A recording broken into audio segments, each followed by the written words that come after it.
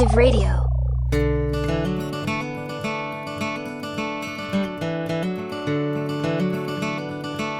You are listening to Texas History Lessons, a slow walk through Texas history made in Texas by a Texan for everyone, everywhere. Welcome to Texas History Lessons. I'm Michael. We're back again to continue looking at controversy in the state of Texas regarding its history, differences of opinion regarding history, and the lawsuit that is currently pending at the time of recording regarding this Texas State Historical Association lawsuit. Now, in the last episode, I covered a lot of ground. Sorry for the length of it, but it was intended originally to include the stuff in this episode, so it would have been a lot longer. So hopefully we'll try to get through it, all the relevant parts that I wanted to include. Now, in the last episode, I tried to present as much as possible one, I guess you'd call it the side or point of view or perspective of what's going on, and with some interjections and some questions and some added comments and things and speculation and things like that. Now, in the course of doing this, I reached out to a lot of people. I tried to contact several board members, as many as I could find contact information from, and a lot of them replied. And I also reached out to a lot of other people for their thoughts. And a lot of people responded, but a lot of people didn't want to be quoted publicly.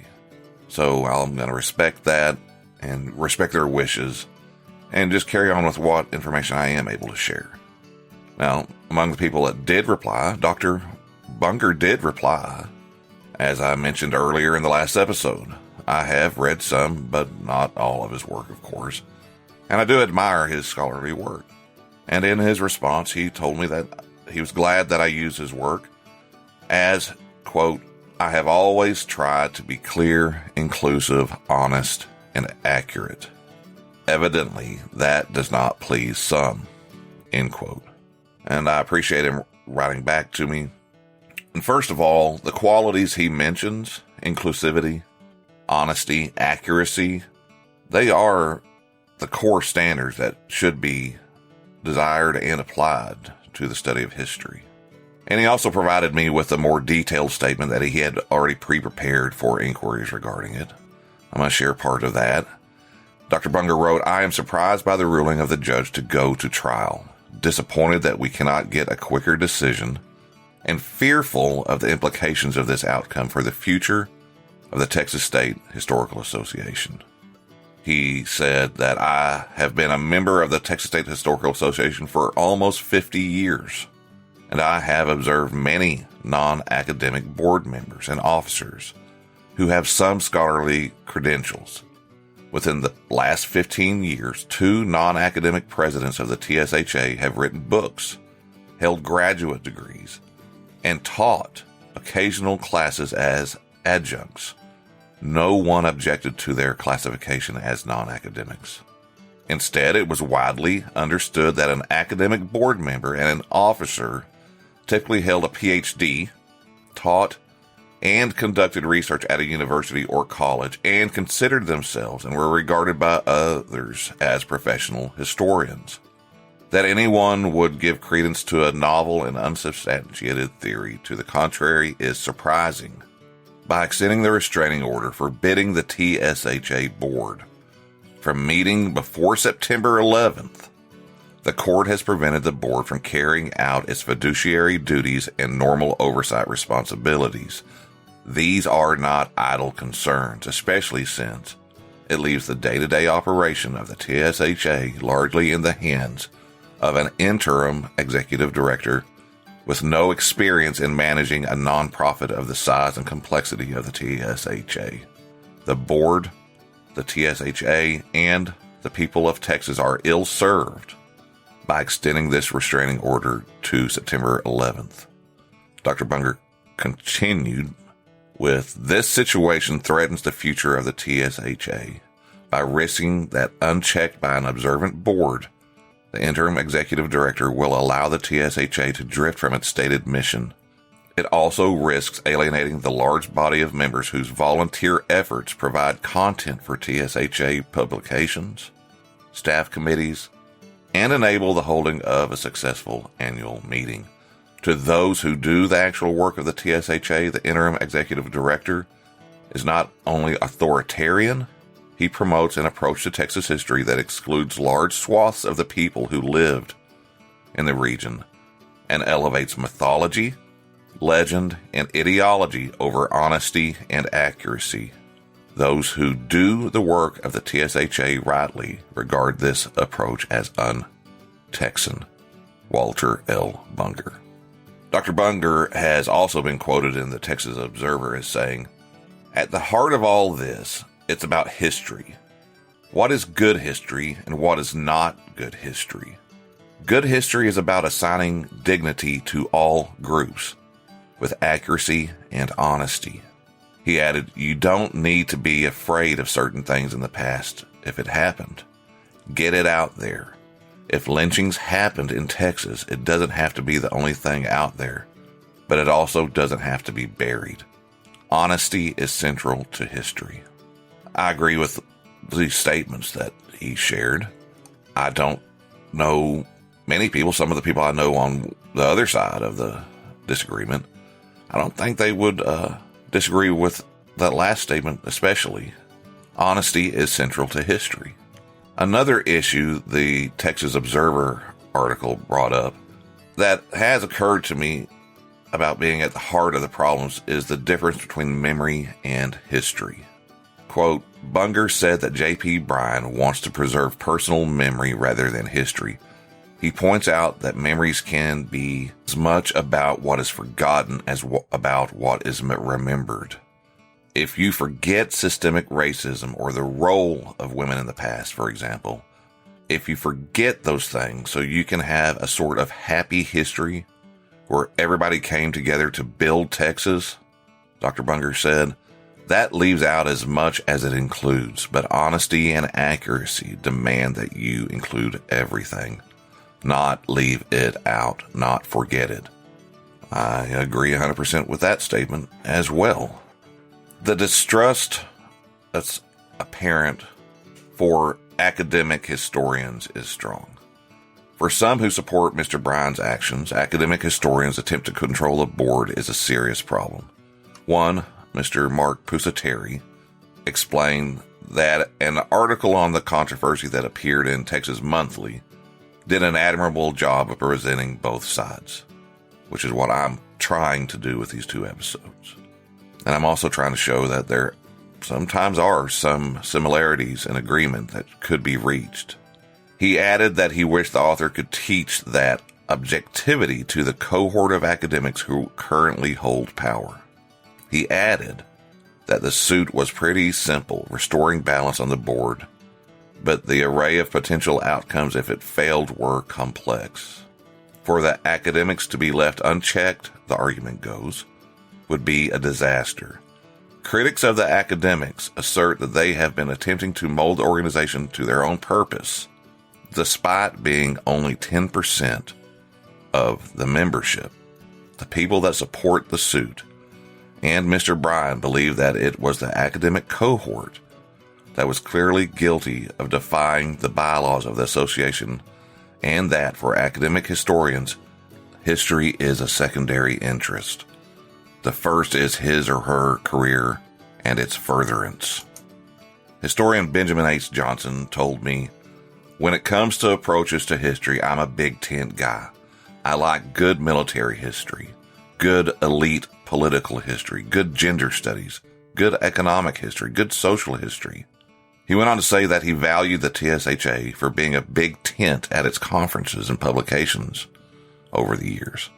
He and others described the lawsuit against Baker Jones as, quote, only the largest sign of a prolonged, personally vicious attack on her and people like Walter Bunger, who as chief historian has overseen the quarterly and handbook and done huge work for the TSHA for years before that. Now, when it comes to challenges and criticisms of academic historians in projects like Refuse to Forget, Johnson wrote, I'm all for critiques and learning from others, but this is just viciousness and gives you a sense of how nasty things are in the TSHA front. Johnson agreed with me that classic Texas history is compelling and important, but was concerned with what he described as, quote, contempt for other subjects and interpretations. He added that, quote, it must be exhausting to be angry all the time. One thing is very clear to me after months of trying to understand both sides. It seems that there is a lot more to this disagreement than which interpretation of history is correct. One side insists repeatedly that the issue of balance is the only goal and only purpose they're trying to fix. Many of their opponents insist that the goal is much more sinister. As one person, say their name, told me there's so much more to this than the injunction. Others, including Mr. Pusateri, Michelle Haas, and like I said, some other people that didn't want to be quoted, disagree. Rather than accuse one side of or another of being deceitful, perhaps there really is a disconnect in communication and understanding. The divide is so strong and the culture of distrust is so great that perhaps there can be no resolution. We'll see, but I hope there can be. Now, Ben Johnson, who I've mentioned a couple of times, he was one of the initial signers of the petition requesting that the lawsuit against Baker Jones be dropped. Hundreds, including 7 who have served as president of the TSHA and scores who have done other major service for the association, signed a petition calling on Bryan to desist from this lawsuit.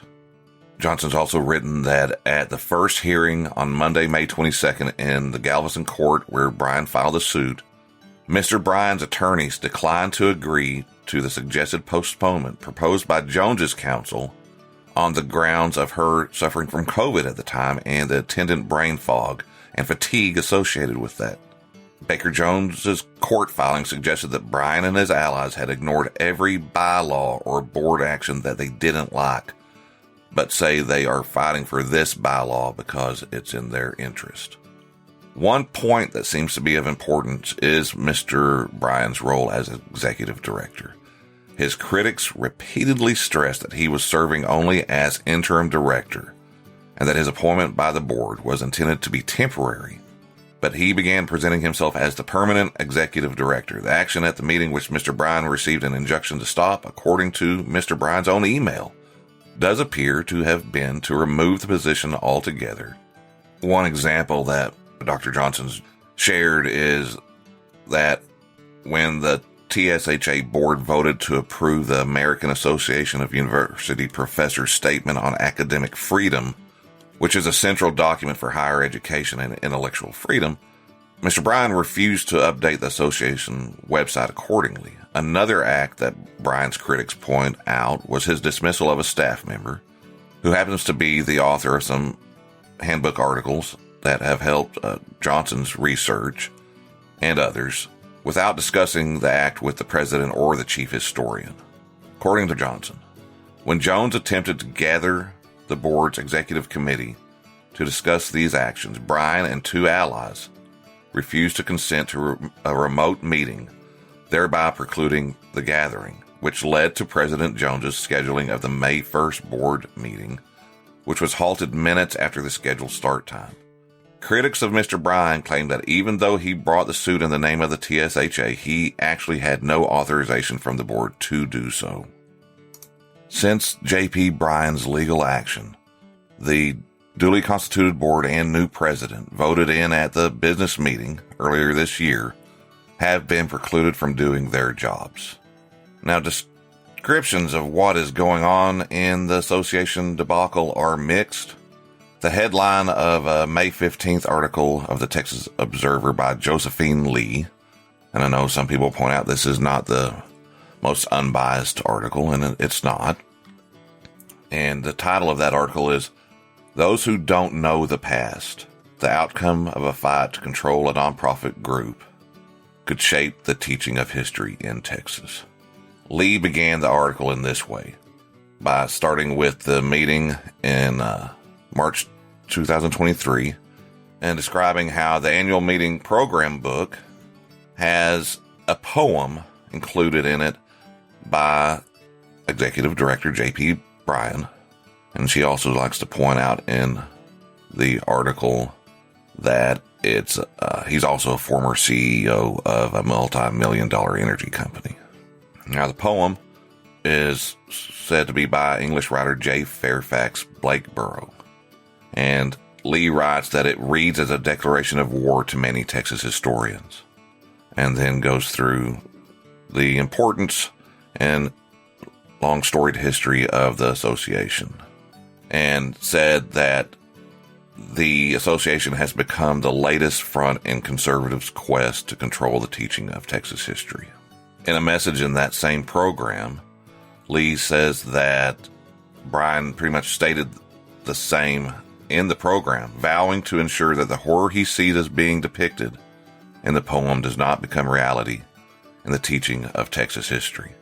Now, I've shared some quotes from a couple of years ago and before that about Mr. Bryan's fears and his value of Texas history as he sees it there. So this is not a new thing that he just came up with. In the welcome letter, in the guide, the words of the poem that Bryan shared are these: "When a land forgets its legends, sees but falsehoods in the past. When a nation views its sires in the light of fools and liars, 'tis a sign of its decline, and its glories cannot last. Branches that blight their roots yield no sap for lasting fruit." And following the poem, Bryan stated that his goal was, quote, "to see that the above statement of possibility does not become a reality in the teaching of Texas history."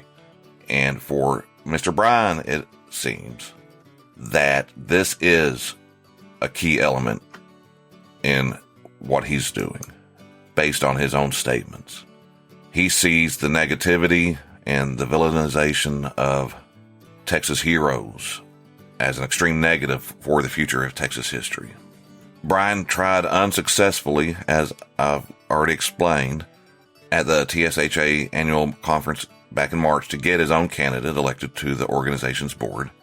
And then, according to this article in the Observer, they write, in April, in a bizarrely worded filing, he sued the TSHA president to keep the board from holding a meeting at which he expected to be fired. And as we've explained, he won a temporary restraining order to delay the meeting based on the allegation that the board's current makeup is too heavily weighted towards academics in violation of its bylaws. Bryan himself told the Galveston County Daily News, "How this fight plays out will determine the future of the way the history of Texas is written." And Lee also talks about in the article about how several TSHA members said that they feel they're being bullied and that their jobs are in danger if they speak up. Now, I don't know if these are people that are, it doesn't say employees, it says members, so I'm assuming this is statements being collected from academic historians and that they are somehow in fear of losing their jobs if they speak out against Bryan's actions. Bryan told the Galveston newspaper that professional historians on the board want to, quote, demean the Anglo efforts in settling the western part of the United States for the purpose of spreading freedoms for all. Lee also quoted Ben Johnson, who is a professor of history at Loyola University now and a former TSHA board member. He told me that he does miss teaching Texas history, but it's not really in high demand up in Chicago. And regarding some of these statements, Johnson said that is a fairy tale. The idea that you're going to make a historical organization tell only stories that are consistent with that kind of thinking, that is the death knell for any serious history. The sense of distrust between all involved is real, and it is serious. In an interview following the legal action, Bryan made a point to criticize the TSHA chief historian Walter Bunger for the statement I went over in the last episode, the 2021 statement on the use of the Alamo to, quote, commemorate whiteness, and that it became, in some ways, a sort of symbol of Anglo-Saxon preeminence. People I've communicated with agree that everyone is entitled to their own opinions and beliefs. Some suggest that Mr. Bryan's error is in, quote, in treating the study of history as a matter of faith rather than inquiry. Ben Johnson also wrote, Bunger and other historians do not believe things about the Alamo or the West. They seek to prove arguments with evidence. And while I support Mr. Bryan's right to share his views about history, I do think there might be something true about this statement. It's not a matter of belief.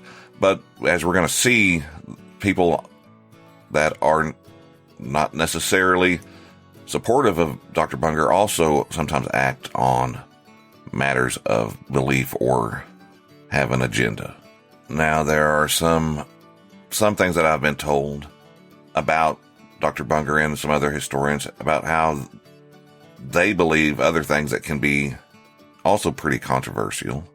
One example someone shared with me was regarding Dr. Rick McCaslin, who is a TSHA fellow and a life member, and he was told by a couple of historians that he was the wrong kind of person to be president of the TSHA. He was told this by two white professors who had already been president. And Dr. McCaslin has written a book on the history of the TSHA and has been devoted to it, the association, for his entire career. But let's look closer at what is being said by those that oppose Mr. Bryan and the, quote, traditionalist goals. In July, an email was sent out from a group called Protect TSHA. And in the subject line, it said 10 former TSHA presidents call on TSHA members to resist Bryan's effort to remake the organization. And this was accompanied with an open letter signed by 10 former presidents that was going to be released. And the people that signed this, they all encouraged people to read the email and read the letter and circulate it to your colleagues in the TSHA and profession more generally, to call attention to it on social media accounts and to link to it in comments on TSHA social media posts, to get the word out, basically. And they wanted this because the volunteer executive director, alluding to Mr. Bryan, is using TSHA's email list to circulate his views of this subject without making it available to those who see matters differently, who, quote, we believe constitute a heavy majority of the organization's active members.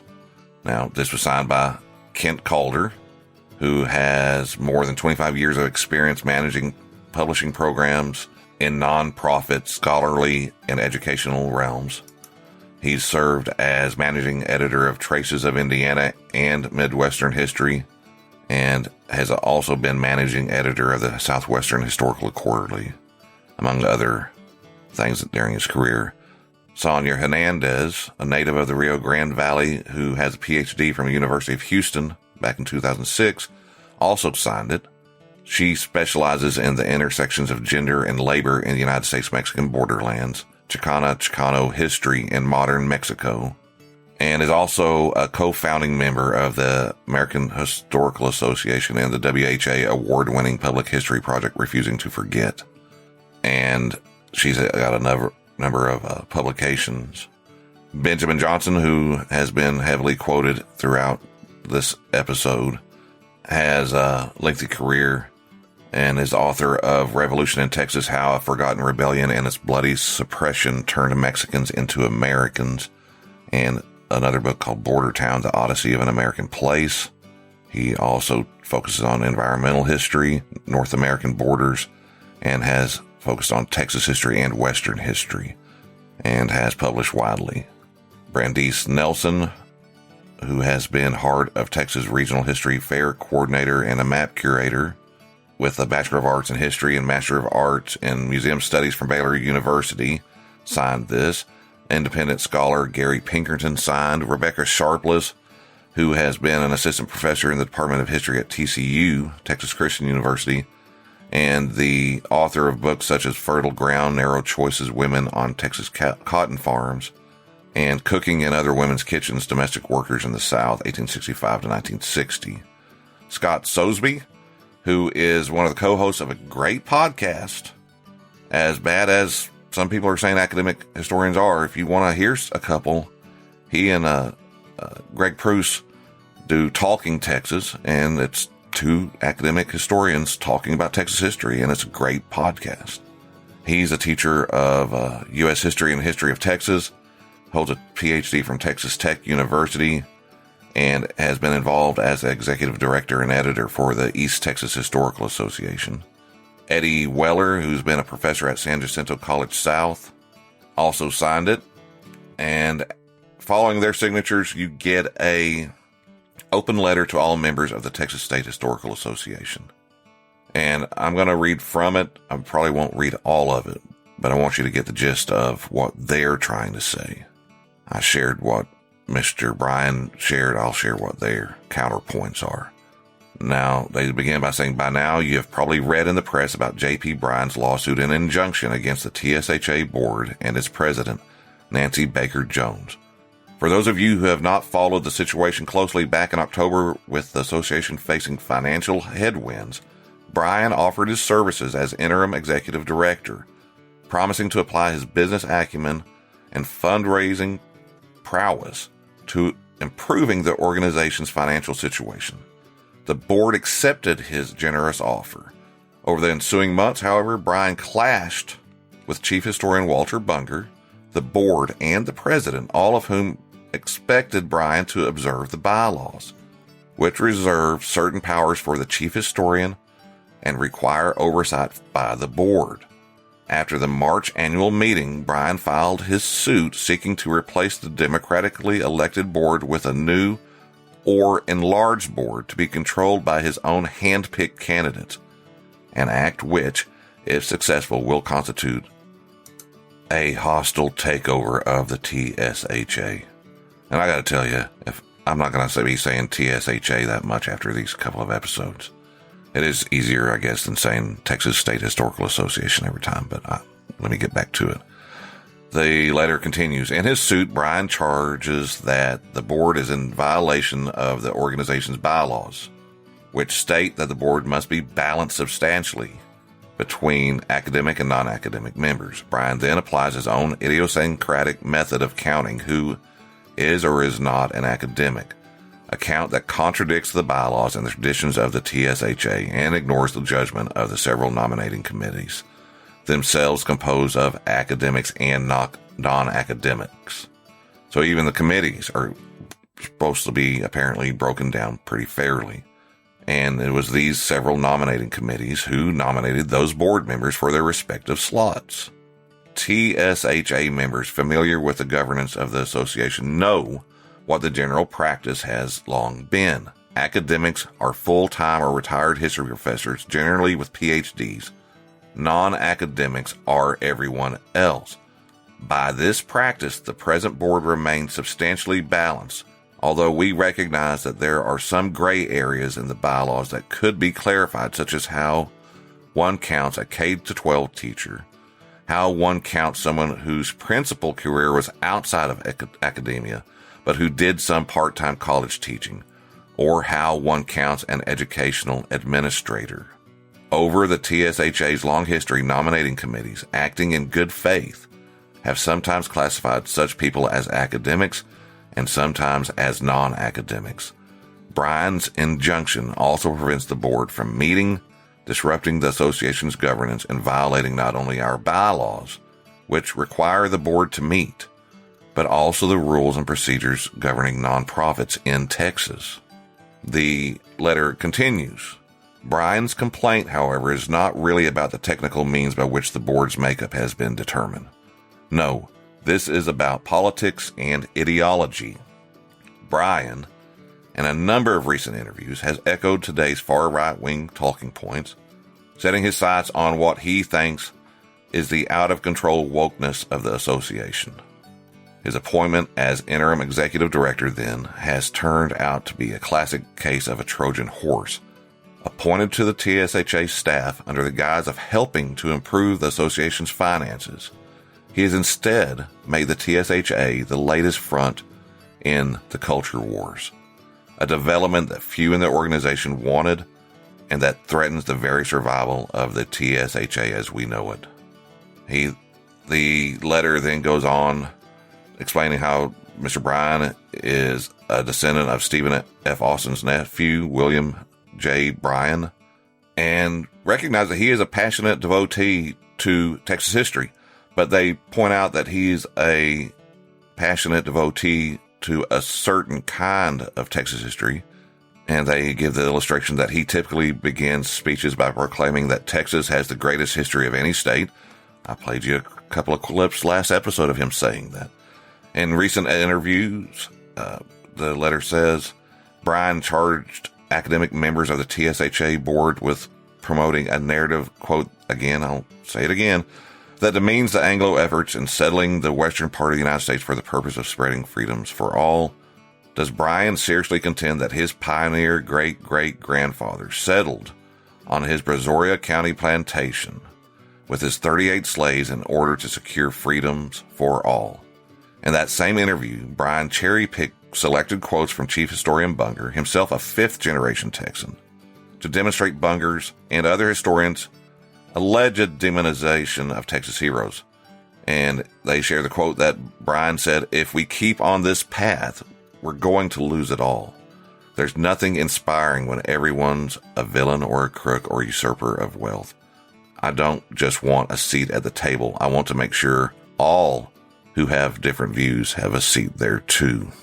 Now, these former presidents continue by saying, "For those of us who love Texas history and the TSHA, this is disheartening, especially coming from someone who has contributed much to our organization over time."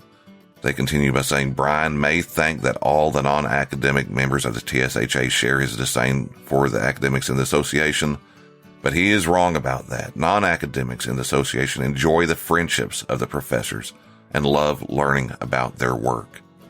Likewise, academics in the association have long taken pride in the fact that we are a Big Tent organization, and those of us who have been members for many years have made lifelong friends, and sometimes have found scholarly collaborators in our non-academic fellow members. The pages of the TSHA's publications remain open to all whose work meets its scholarly standards. They then approach the issue of TSHA publications. It is certainly true that TSHA publications often reflect current trends in the broader historical profession, including articles, presentations, and books devoted to various topics relating to race and gender.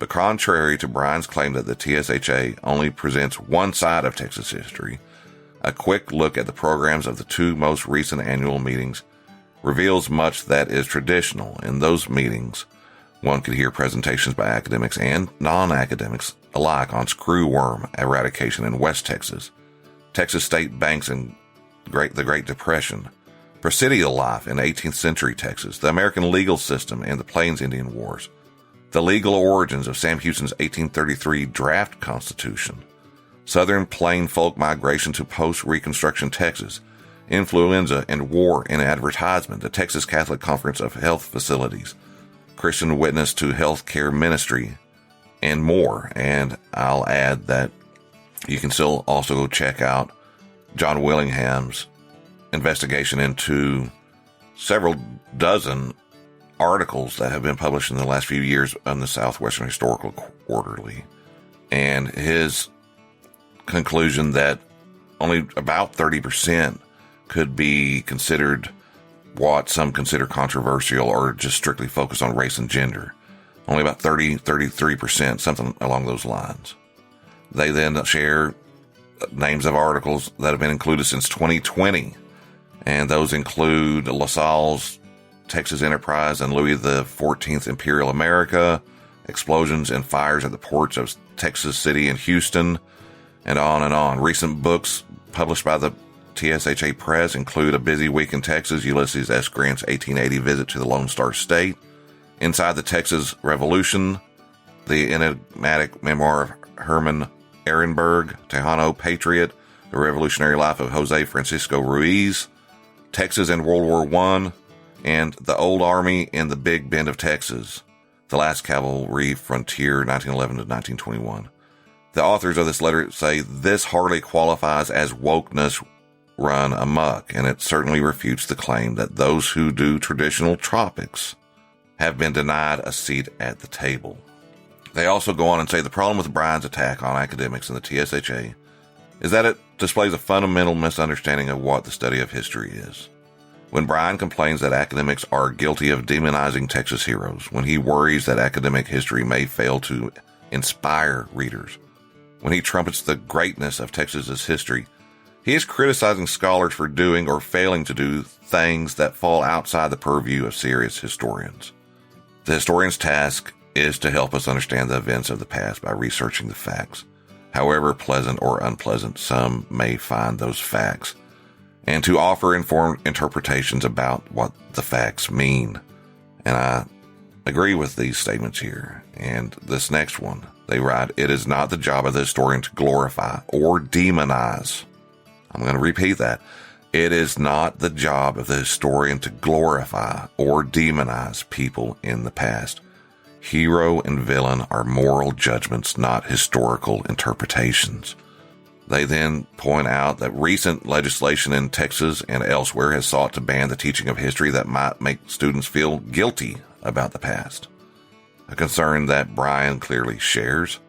Somebody made a comment on one of my episodes just about a week ago about how I should stop, something along the lines that I shouldn't be promoting this white guilt version of history, which took me aback because I'm not doing that. I'm just sharing history and stories about history. And they continue, he has criticized the TSHA annual meeting for addressing emotionally painful topics.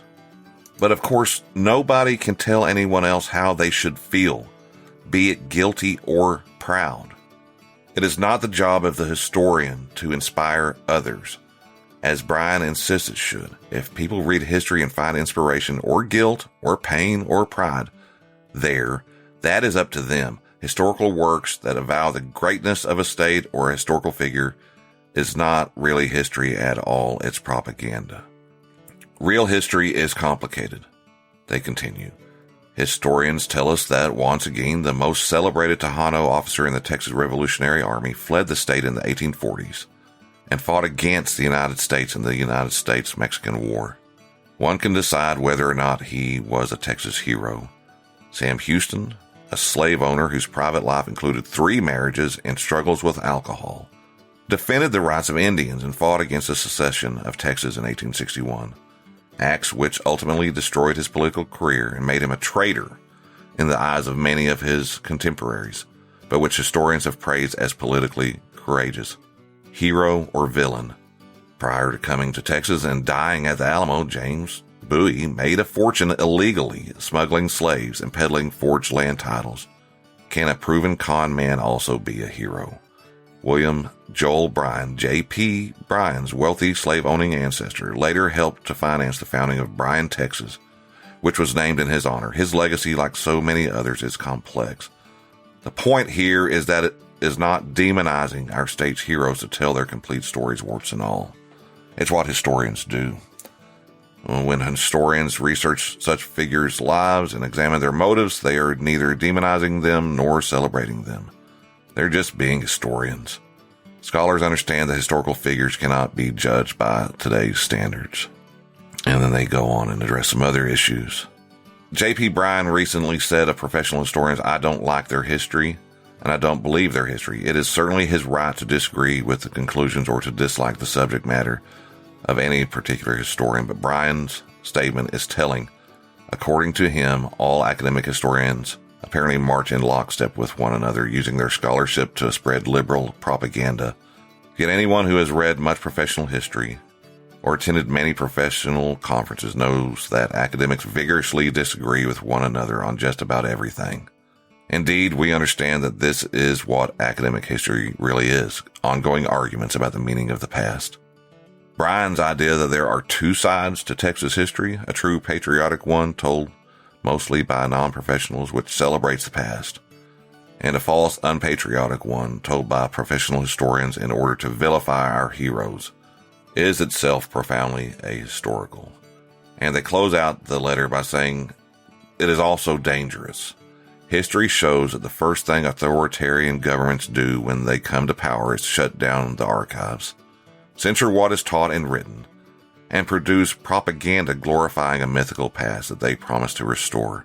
For 126 years, the Texas State Historical Association has provided multiple platforms for serious historians of all ideological or methodological persuasions, be they professionals or non-professionals, to explore our state's astounding history.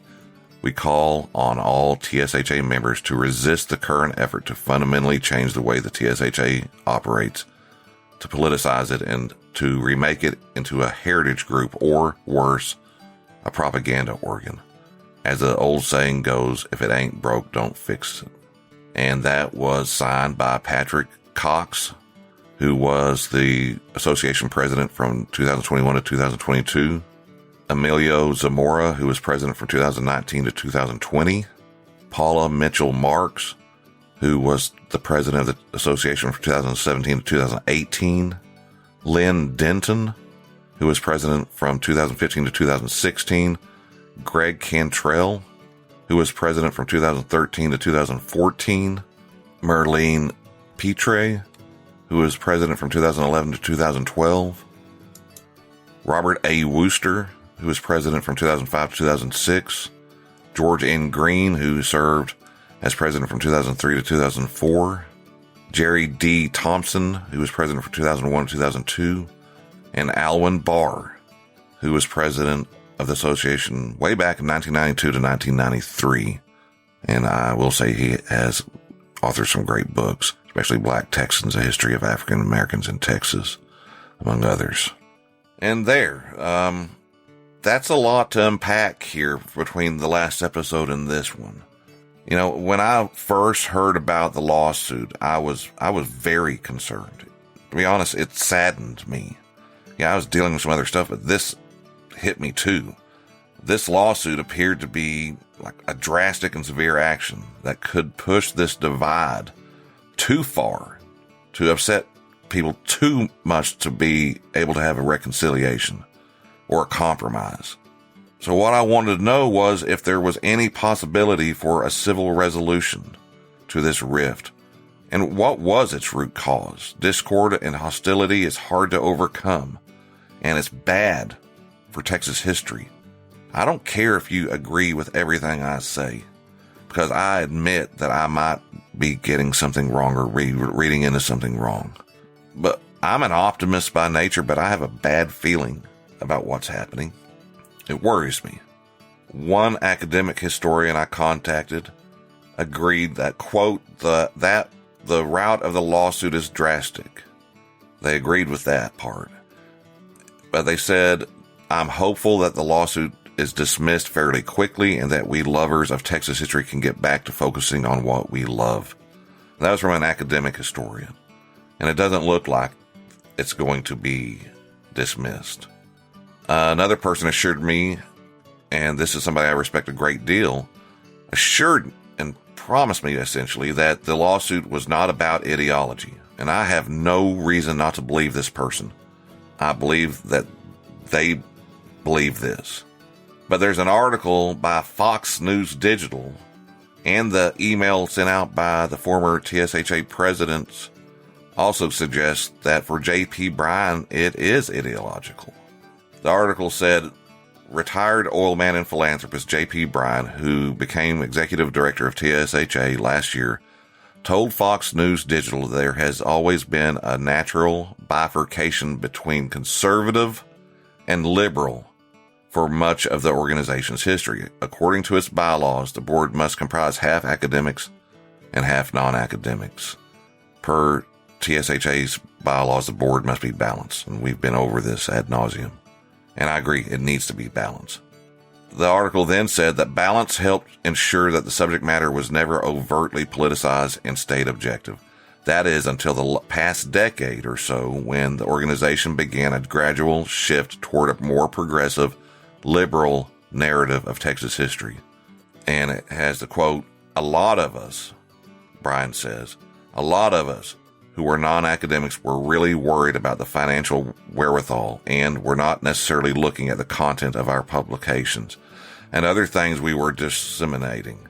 So we just assumed that we were always going along in our natural format, properly representing our traditional view that we have a great history made by exceptional people.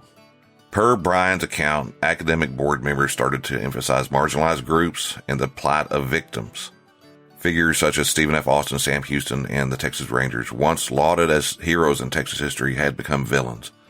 Brian is quoted as saying, "My concern is that we are only writing one vernacular now, and it's that all our traditional heroes are villains of some sort." Dr. Jody Edward Ginn, or Jen, apologize if I get the name incorrect, who's a TSHA member, backed up this contention by telling Fox News Digital that other members started to refer to themselves as activist scholars. And he added, "Those are mutually exclusive concepts there. They just don't blend together because activists have an agenda and a narrative. Whether you believe it's right or wrong is irrelevant. An honest scholar cannot start with knowing how it's going to end." And there's something to be said to that, but we will talk about activist scholars in a later episode. Jen has been a member of the association for over 20 years and said that he became a pariah for making the nomination of Wallace Jefferson, Texas's first black Supreme Court Chief Justice of Texas, to the board in the place of the leadership's preferred candidate, who is, quote, a white leftist activist scholar.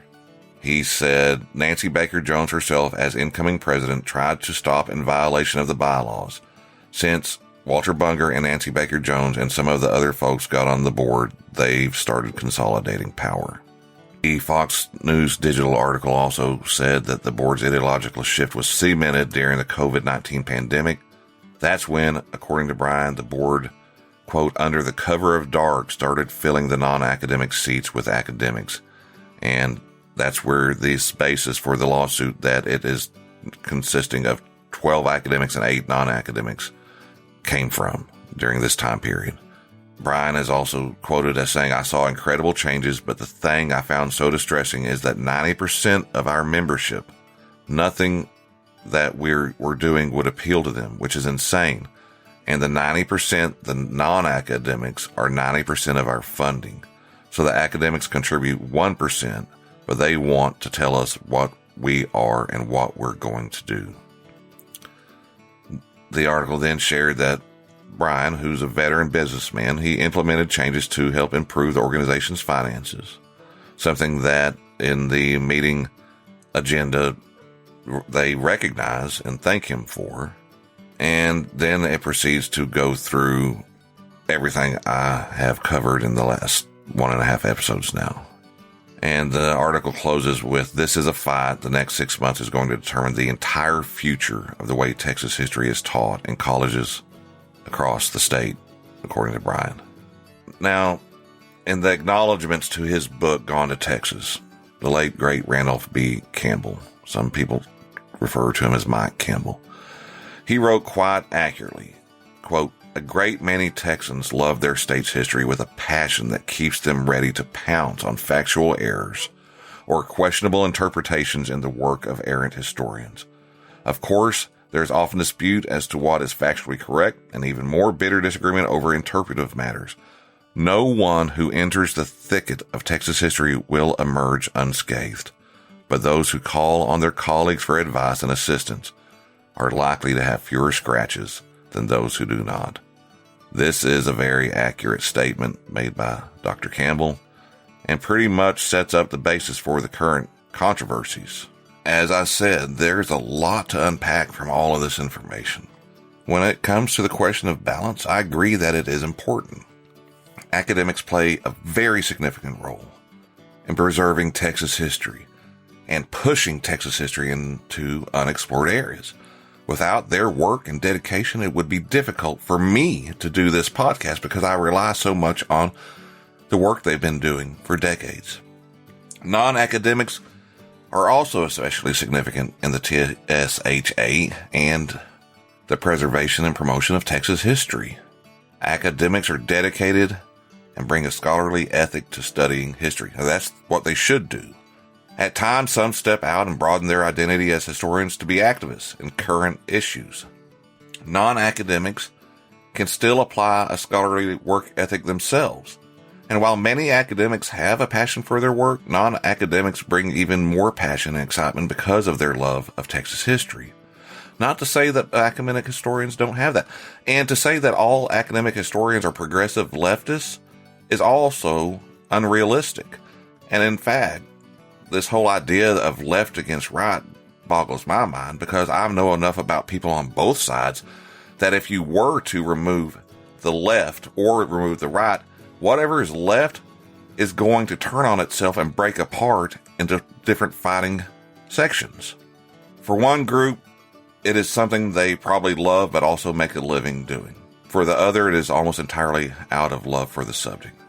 Now, there are always going to be disagreements between the two sides, quote, sides. And there will always be disagreements within the people who are on the same side. While the issue of the TSHA board balance seems to be a simple issue, it would be hard to ignore the underlying noise being made in the background. And this is where things get interesting. All of the people involved in these disagreements that I've had contact with have an investment of time, interest, and love for Texas history. And I'm talking about people that are categorized as being traditionalists and exceptionalists, and people that are being pushed into this progressive leftist role. All of these issues, in my opinion, have a deeper connection to a division or controversy that goes back several decades, and we're going to get to that soon. Today we have Brian and a lot of sympathetic people that argue that simply focusing on the negative, the evil side of our history will destroy Texas history. And I agree. If that is what everybody that is on the other side is doing, that would be something I would fight against. But I mentioned the podcast Talking Texas that has two academic historians. I don't hear negative and promotion of villainization and evil when I listen to that podcast. Are there historians that do fit that description? Yeah, there are. And it's not a new thing. I can show you back activist historians that go back well into the early parts of the 20th century. And I might just do that. Activism in history is not new. If you've ever heard of Arthur Schlesinger Jr., who wrote a couple of the big biographies on Kennedy and Robert F. Kennedy, he was definitely an activist historian. Others, presumably some academics, and from what I understand, some non-academics as well, argue that Brian and the traditionalists, as they are sometimes labeled, are attempting to deny the past and promote a generations-old narrative that is out to only celebrate the heroic narrative of Texas history, and guess what? Also destroy Texas history.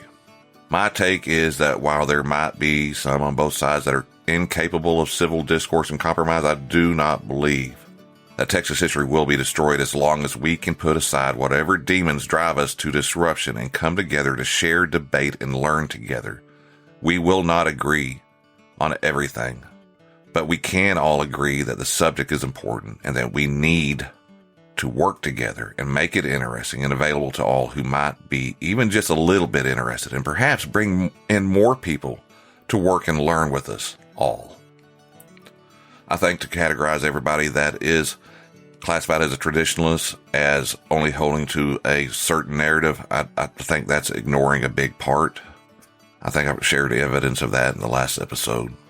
So I think we actually do need to have some real honest talk without accusation and less assumption about what the goals of others is. Now, the Houston Chronicle put out an editorial that when I read it, I'm like, wow, that's spot on. They must have hacked into my laptop and got some of my notes, because their feelings were a lot of what I've shared. And that's a joke. I don't really believe that. I'm not a crazy person. And in the editorial, I'm not going to read the whole thing. I'm just going to pull out some select quotes. But it starts with Walter Bunger, one of the three central figures in this drama. And it says that when Walter Bunger wants to explain to someone what history is, he starts with a simple question. When was that fancy facade on the Alamo, that funny gable that looks like the top of an ornate chest of drawers, constructed? And then they go on to say the building is iconic in Texas history and a near pilgrimage site for thousands of students who visit each year, famous for the 1836 battle during the Texas Revolution.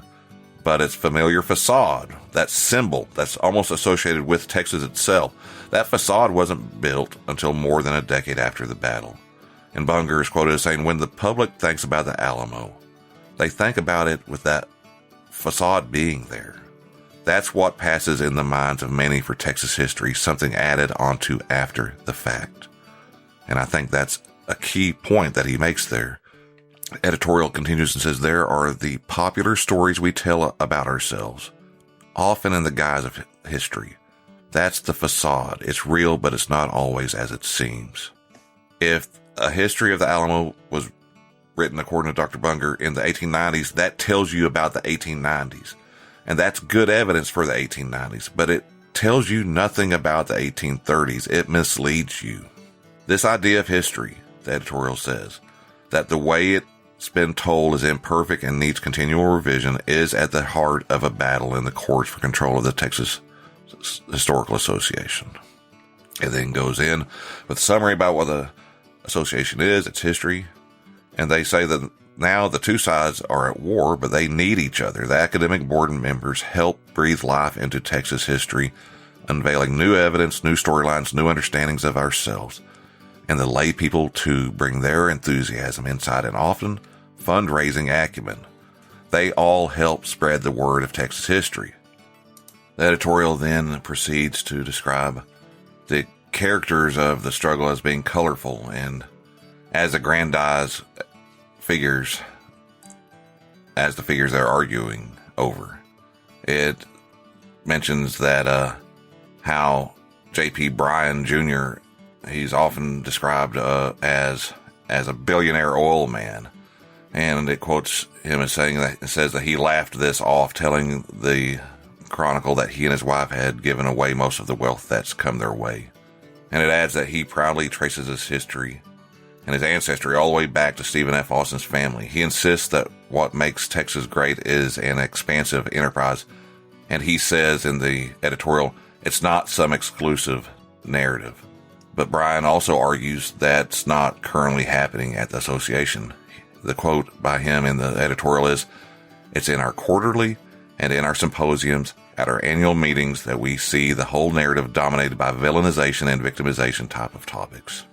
Editorial then takes a good look at Dr. Bunger, who is the academic in the scenario, who is a fifth-generation Texan, and a self-described, quote, old-fashioned scholar dedicated to empirical research. And he's been criticized, as I've covered, by some for saying traditional history undergirds white supremacy. And, his interests in the nuances of history come from his own experience with his Anglo and German family members. The editorial says they shared very different stories about the Civil War. And the editorial then says, protected by his endowed chair at the University of Texas and the prospect of retirement, he has become one of the most vocal historians, sounding the alarm about Mr. Bryan. The legal issue, the editorial says, is the board's composition, always split between academics and non-academics, and disagreement about a new board member that boiled down over at the association's annual meeting in March. We covered that pretty good. It also quotes Michelle Haas, who runs the Texas History Trust, and her saying that at that meeting, people were seriously standing up and yelling like it was the British freaking Parliament. Editorial then goes on to share that at that meeting, when the new member was selected, the association's membership approved her as one of the non-academic members, and that's when it really got serious. Bryan and others have objected and argued that the board isn't balanced. But the fight, the editorial points out, has been markedly personal. It writes that a court blocked a board vote to oust Bryan. He also sought personal damages between $250,000 and $1 million from the current board president, Nancy Baker Jones, for what court documents described as insulting, offensive, libelous, and slanderous remarks. The editorial also points out that in that agenda that was made, that I read in the last episode for the May meeting, that was not held because of Bryan's legal actions. The document does share a deep thanks and appreciation to Mr. Bryan for the time and energy and knowledge and dedication and resources. Bryan insists that 99% of funding comes from non-academics, for only contributing 1% toward the future financial health of the organization. Academics get a 50% vote. And that's what this fight's about, according to the editorial and Mr. Bryan. It also goes on to say there's only one narrative they want in the debate, quoting Mr. Bryan. And he adds that I want to see both sides represented at the table. both sides. Brian acknowledges there are far more than two perspectives on Texas history, but he still sometimes speaks in those terms. And the editorial says history must be far, far bigger than both. And speaking of controversy, the editorial also brings up something contributed by Raul Ramos, a history professor at the University of Houston who studies Texas history and has not been personally involved with the battle for control of the association, but he's a member that's followed it like I have. And he brought up another controversy, an 1897 controversy when Bay City lawmaker Alexander Hensley questioned whether the UT History Department adequately honored the traditions of Texas. That is pretty similar to what's going on now. The academics are not honoring the history of Texas. And even back then, people were voicing the same concerns. Ramos said there's a sense that there's a true Texas history that is a platonic ideal that exists out there somewhere, and that it needs gatekeepers rather than a history that is always imperfect. The editorial has a lot of great content. It also mentions John Willingham's article in the Southwestern Historical Controversy on Forget the Alamo, and how the book overstates the role that slavery played in the Revolution, particularly in regard to the Battle of the Alamo. In that article, the editorial writes that Mr. Willingham argues that the cause is more complicated, but the slavery-affirming result is certainly clear enough. And it all goes on to say that Mr. Willingham, who has a master's degree in American history but not a PhD, he's an example of the great range of people who publish in the Quarterly, not all of whom are practicing academic researchers affiliated with a university. It also includes another quote by Dr. Ramos saying, "We dedicated our professional lives to this. We care deeply about Texas history and the people of Texas. As academics, we go into this to uphold scholarly rigor and values, but also to improve society, because we feel like a society that is able to understand its past in a complex way is going to be a better society going forward." The editorial closes with the following statement, quote, "We applaud Brian's dedication and philanthropy. He believes in Texas history. We believe the historians speaking out against his lawsuit, including via a petition asking him to rescind it, do as well. Both Brian and Bunger are past presidents and believe the organization is in peril for different reasons. While historians have given their professional lives to this work, Brian has also contributed, opening the Brian Museum in Galveston. Brian told us that he views the lawsuit as a last resort, but we'd urge him to reconsider, and for everyone involved to find a way to preserve the great work that the association does, the sanctity of the academic process and scholarly journal, as well as the high standards of its public-facing handbook that has served as a guide for thousands of Texans to better understand their home." So now you know about as much as I do regarding all the matters going on that I've been covering here. And to reiterate, to be completely honest and transparent, I am pretty unplugged and not involved in these controversies aside from my attempts to dig into what is happening. I observe them from afar and I'm often puzzled. After a lot of observation, I do see a trend in the struggles. You know, for anyone listening to this far and waiting to see which side I'm on, who I'm going to support, am I going to come down hard on one side or hard on the other? We're going to have to keep waiting on that. When it comes to the culture wars or history wars, I'm close to being Switzerland, except for a couple of things that I will say. If I'm going to be involved in the fight at all, it will be against the history wars itself. Now, you might be wondering, why am I saying that? I thought you said history was important. Yes, it is. And that's why I'm sorry to say I'm tired of hearing about the fighting, and I'm sure you're tired of hearing me talk about it. Jim Bob Moore is an author, and he wrote something on his Substack, Texas to the World, that I agree with and strive to follow. I already had these ideas and beliefs for the most part, but he summarized it really well. And he wrote, "My sense is that the greater part of our country's population is sympathetic to those who struggle with everything, from work to health and even sexuality. We don't want to fight, we want to fix and heal. I choose to believe that is the American instinct at this point in our history. Our political process is seeking unifiers with a unifying message. Leaders who communicate, not anger, but understanding, are those who will rise in our process. Don't make enemies, make friends, earn support, not disdain. And I appreciate those words. Now, I know I'm not a leader. Like I said, I'm just a guy out here that spends a lot of time on a tractor and feeding cows in the wintertime. But this is important. And quite a while back, a couple of friends I've made while doing the podcast contacted me about some things that have been going on for quite a long time. And that was the impetus to starting these episodes that I've been doing for a long time. One of them had been seeing a lot of information flying about some of the hot topic issues like activist historians and critical race theory and the Alamo controversies and the 1836 Project, etc. Melvin Edwards' take on it was that there are some people that, quote, understand that controlling the narrative of history will dictate a perceived pace of the future. It's all for the sake of their entitlement because they think they are the true legacy Texans. I think Melvin has a very interesting and thoughtful and good point of view here.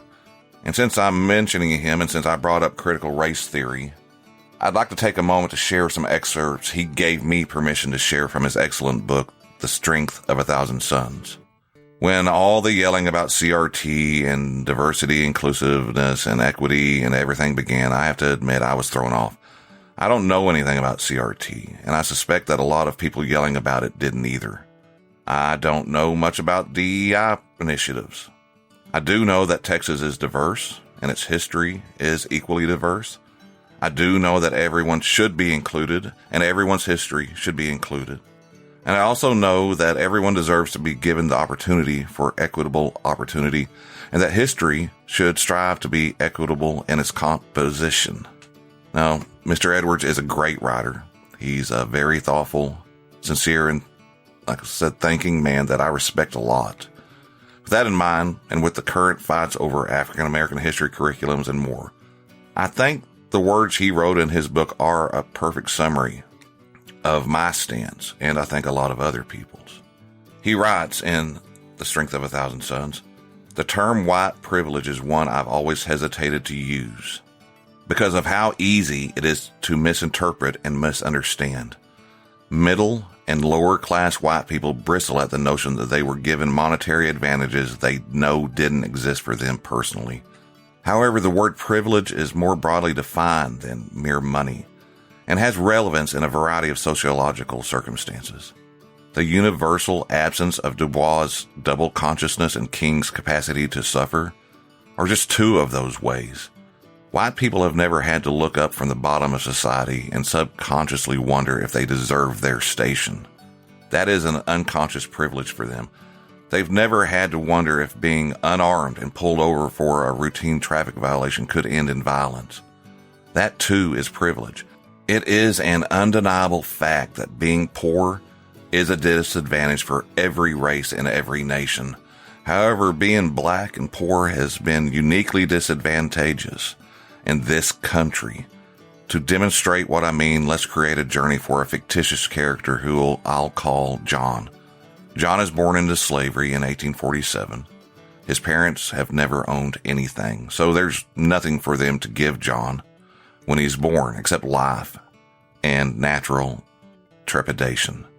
At the age of 18, he is emancipated on Juneteenth in Texas. He doesn't know how to read or write because one of the chains placed on enslaved black people was making sure they were denied an education that might ignite a desire for freedom, movement, and self-determination. Therefore, John grows into adulthood with no foundation for learning and has only known subservience since birth. He doesn't even know there could be more for him.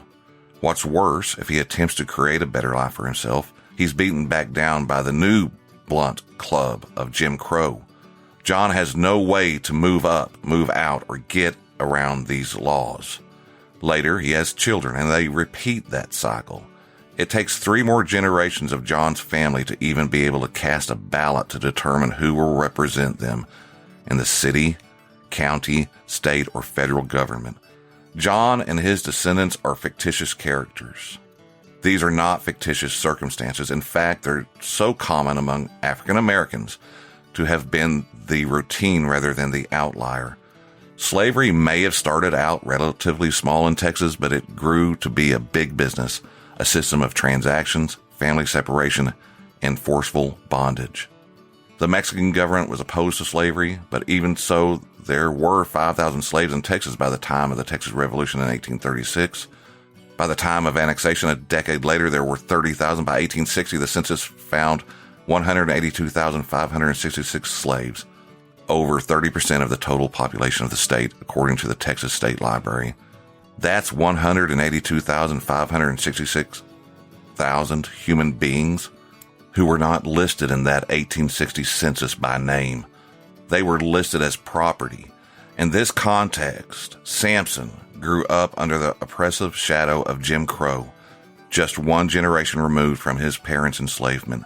His self-worth was as little as his financial worth, and his financial worth was as low as his prospects of self-improvement. The phrase "nowhere to go from here but up" didn't apply to him. He had nowhere to go, not even up. So he seemed determined to make sure everybody in his family stayed down with him. That family lived under the all-encompassing cruelty of Jim Crow and the abusive reign of Samson Edwards. That's a multi-generational and multi-dimensional tragedy. And Mr. Melvin E. Edwards is writing about his own family now. In the Jim Crow South for nearly 100 years, blacks and whites were forced to stay separated. They couldn't drink the same water, eat at the same restaurants, sleep in the same hotels, or even be buried in the same cemeteries. Life was starkly and literally black and white, and I've always wondered if many people even spent a second thinking about why. In many cases, men like my dad had more in common with a poor Southern white man than he would have with a middle-class Northern black man. Yet he and the white man were forcibly segregated for so long that they all thought it was normal. In the 21st century, we live in an age of life coaches and motivational speakers. So the notion of being considered dangerous in the 20th century for daring to wish for a better life for yourself and your kids is contradictory to most of us today. A reasonable conclusion is that the American dream was an idea for some people and not others, an entitlement for some, and an intentional hardship for others. That notion has slowly changed over the years, and I'm thankful for that. I'd just like to see some of those last vestiges of racism eradicated sooner rather than later. We're getting there, but there's still work to be done, even if some people prefer not to discuss it.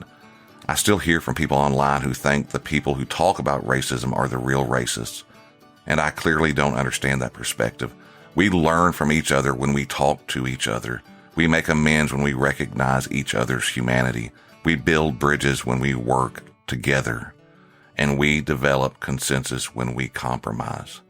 And I love all of that.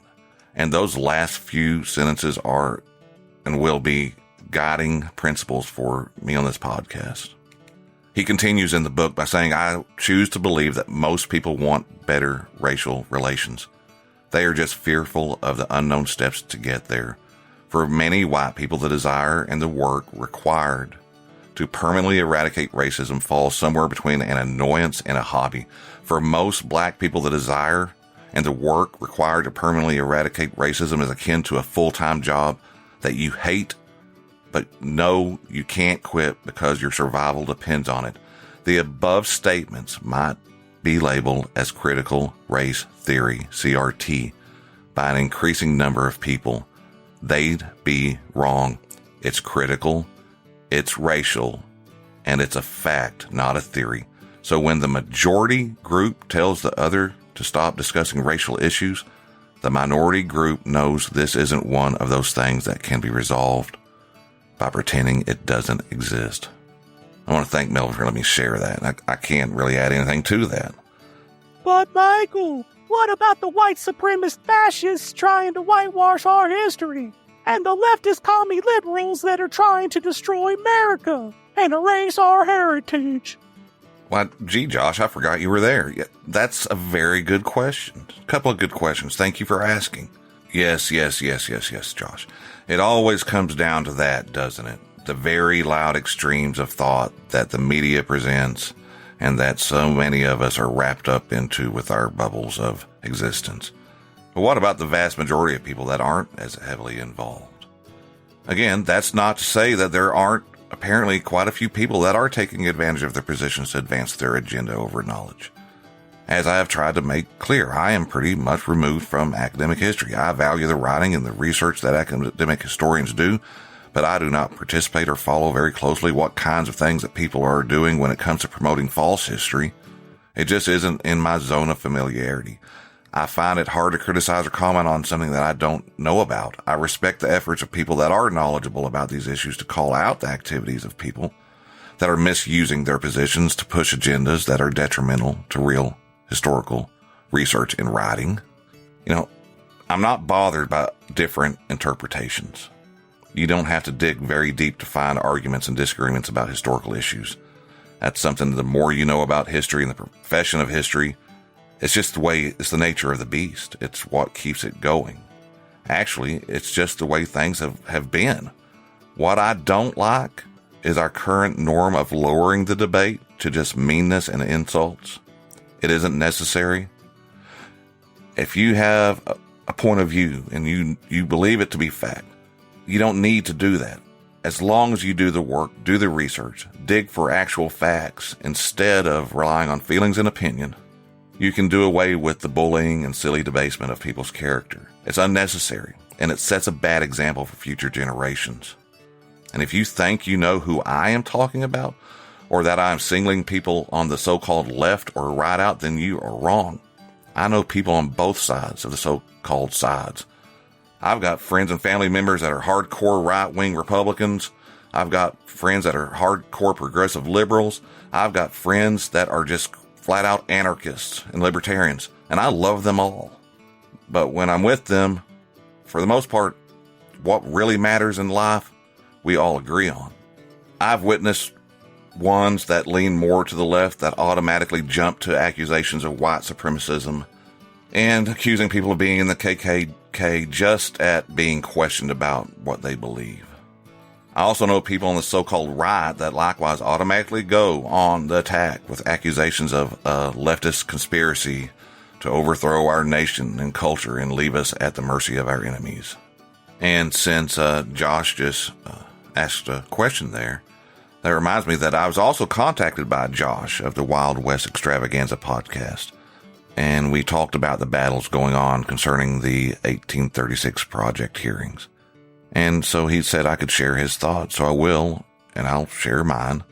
But since he's here, I'm going to have him just go over again and present it to you in his own voice, what he approached me with. So here's Josh. On one hand, the Texas government is dead set on the aw shucks Disney version of Texas history. Remember that movie The Patriot with Mel Gibson? Every time it showed the workers on his plantation, the black workers, they were always so happy.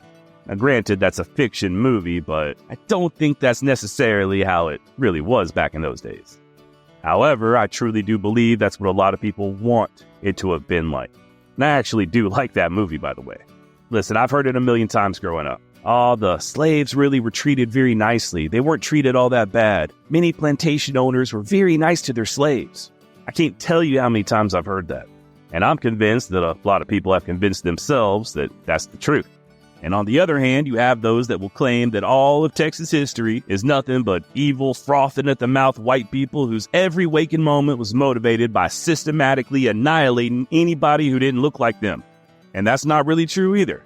Both sides seem to have an agenda, to me at least. The right refuses to acknowledge history written after 1950 in some weird attempt to own the libs, and the left is looking to prove that everybody from our past is a coward just to spite the right. Why does it have to be one way or the other? Why can't there be an observance of courage and honor while at the same time pointing out the atrocities? And why do we have to distort the facts in order to prop up our modern day politics? Something happened or it didn't happen. That's history, right? We can't will something to happen, and we can't will something to have been a certain way if that wasn't the way it was. Now, I agree pretty much with everything Josh just said. In addition to my other planned episodes for the last few months, for the last year really, I've been working on what I was originally intended to be a pretty big episode, or a couple of episodes that focus on what Josh and Melvin were talking about. You know, people and their agendas baffle me, to be honest. And the episodes I've been doing are in part pretty much what I told him I was working on way back then. And, yeah, I pretty much agree 100% with what Josh said. The constant fighting can be tiring. I believe that there can be a middle ground, and I believe that most people, real people just out in the world, are tired of the constant battles, if they've even are aware of the battles going on. And they simply want to learn history, and they want their kids to learn history. Why does it always have to be one or the other? Why can't there be an observance of courage and honor while at the same time pointing out atrocities? I think there can and should be exactly that. And that is what we should be doing instead of fighting over this. And to be completely honest, I don't pay much attention to all the history war and culture war battles that are constantly vying for our attention. All these things that we're supposed to be angry and upset about. Maybe I'm wrong, but I have enough things to worry about, especially the last few months. And these kinds of things can be a distraction. It's enough of a distraction that I'm doing this episode to get past it and focus on what's really important to me, which is just doing and sharing history stories. And maybe, yeah, some of you I hear out there, you should have just done that. Maybe I should. But people have asked me what I thought, and I wanted to share it. Quite honestly, my stance is pretty similar to that of Tommy Lee Jones's character in The Fugitive. You know, the one where Harrison Ford's playing a doctor accused of murdering his wife, and Jones plays an agent tasked with catching him. That's his job. In a key scene in the movie, Ford is cornered and looks like he isn't going to get away. And he tells the agent Jones is playing, he protests that he has nothing to do with his wife's death. He's innocent. And then Tommy Lee Jones's character issues a classic line, "I don't care." His job wasn't to judge or convict Harrison Ford's character. His job was to bring him in to let other people investigate and interrogate and find out the truth. So really, when it comes right down to it, while media stories constantly push stories trying to rile up both sides in the history wars and the culture wars, part of me wants to say, I don't care. I believe that it is more important to focus on doing good historical work and share good stories about history. But if you believe that someone is promoting a wrong version of history, then do the work and rectify it. Show them how they're wrong. But I also know that's not entirely fair of me to say, because I do care. Now, to reiterate, the need for balance is important. As I've mentioned previously, if you want to focus on the romantic narrative of Texas history, then that's your prerogative. I'm not going to stop you. From my interactions with people accused of doing just this, I understand that they aren't denying the negatives of the past or trying to keep them out of history, or at least a lot of them aren't. There are people out there that don't want to hear about it, that want to be focused on real Texas history. Read and watch and listen to what you want that makes you happy. If you are only focused on the negative, and I know a lot of people are, then go ahead, but don't try to push it on other people either. I believe that there are many people on both sides of the controversy and dissent that are sincere and believe in the stance that they take and the actions they pursue. And both sides I've talked with claim to be on the side of protecting Texas history. There are also people that just want to agitate and revel in causing problems and starting fights. They exist to make others miserable. It's sad, but I think it's an accurate observation. History does require balance. It requires the need to at least try to be objective. By its nature, in order to get close to the truth, we require attention to tales of both the good and the bad. There are some things that I remember learning from Vernon, Texas native Dr. T. Hunt Tooley. His expertise was on Europe, and I took classes on German, Russian, and World War I with him. Learned a lot. It was fascinating learning from somebody that had such a great mind. And one thing I learned is that the job of a historian is to present the past, warts and all. But not just the warts. He stressed that history can't be hagiography. Nothing but praise, because that is not how the world works and has worked. And it wasn't always about the negative, though. He also got a little frustrated one day when he asked a question and no one could answer it. We could all regurgitate facts and dates and events, but we couldn't answer a question that was about the dates and facts and events. He stated quite urgently that his job teaching history involves something very important beyond those things.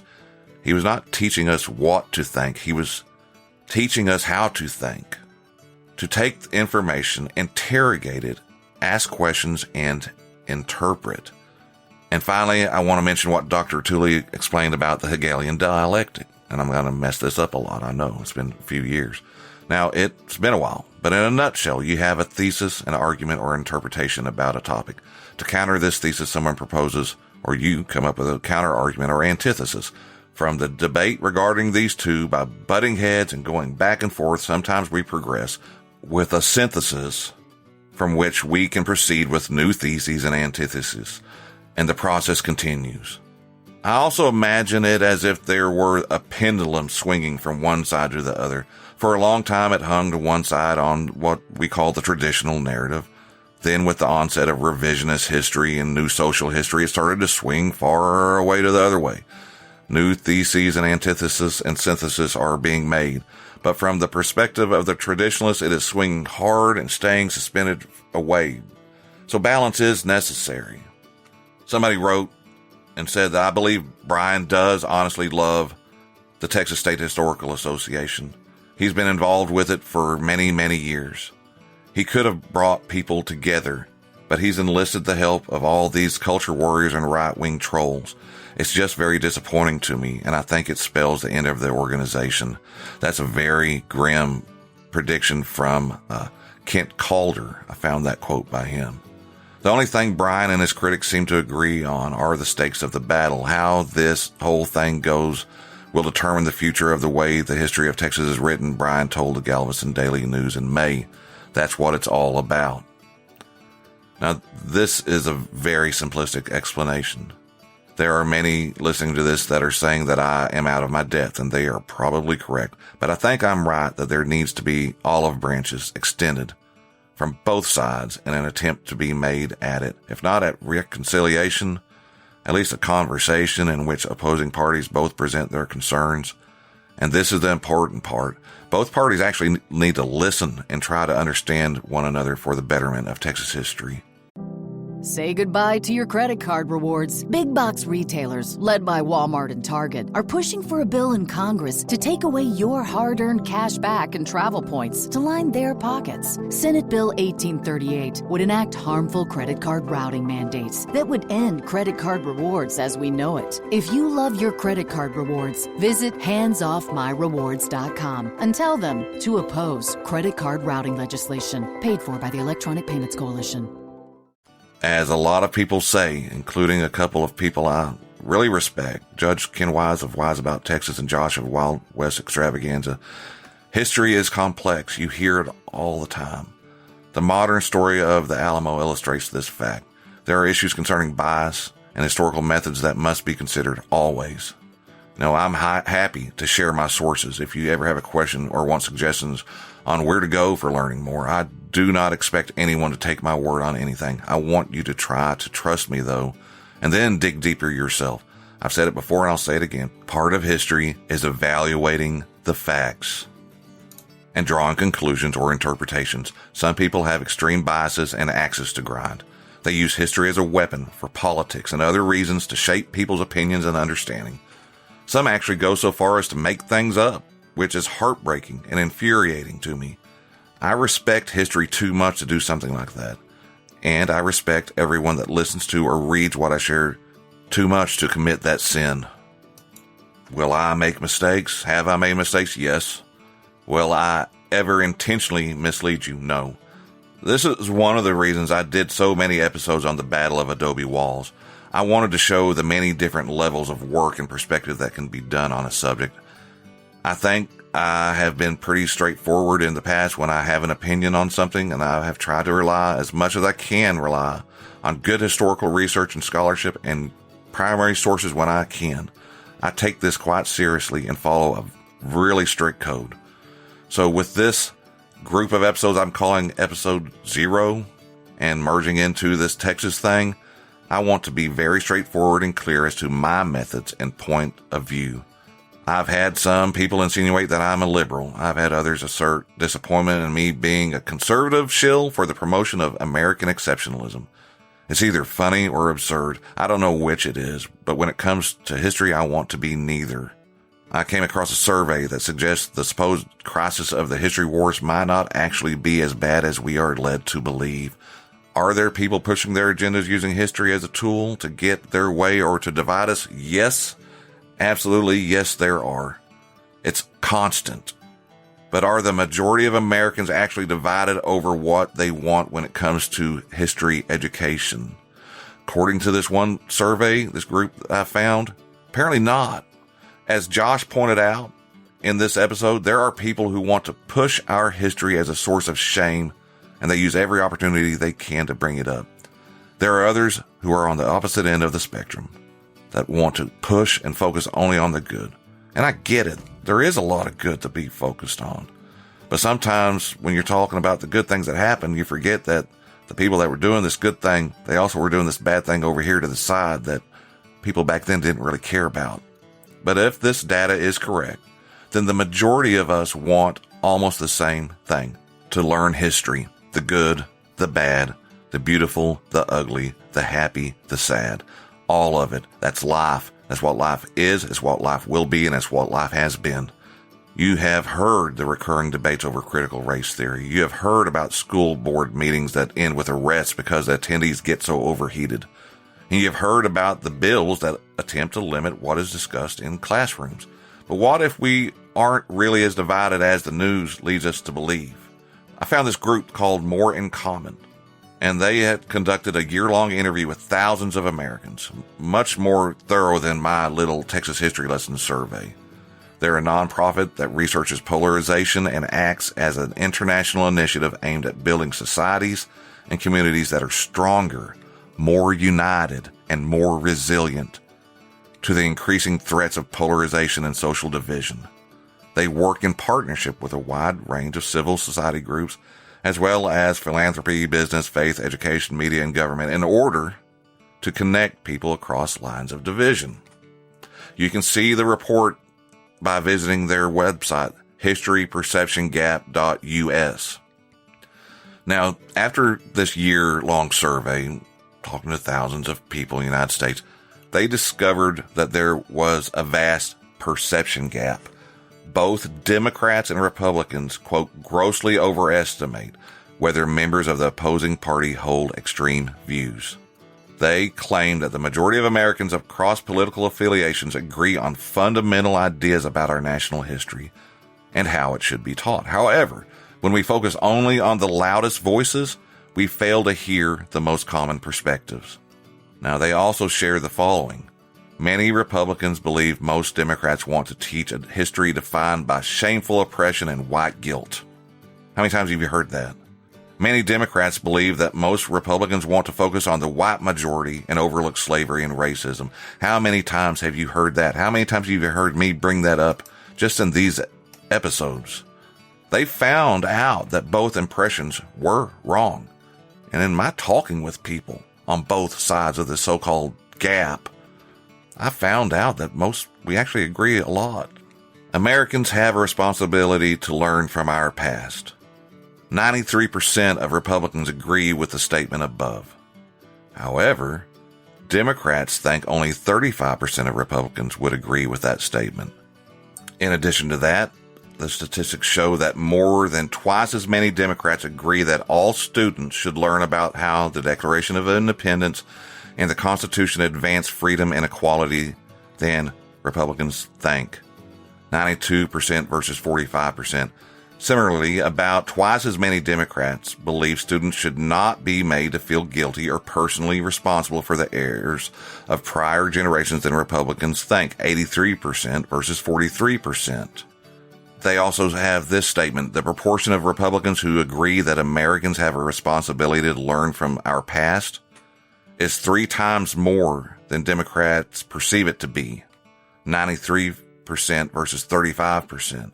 Similarly, more than twice as many Republicans think schools should teach our shared national history, as well as the history of specific groups, such as Black, Hispanic, and Native Americans, than Democrats think Republicans believe That's a 72% versus 30% gap. 72% of Republicans believe that these things should be taught, whereas Democrats think that only 30% of them believe that. Democrats underestimate Republicans' willingness to recognize failures in American history and the roles of minority groups in making America better. In the report, they also say that views vary more by ideology than by race.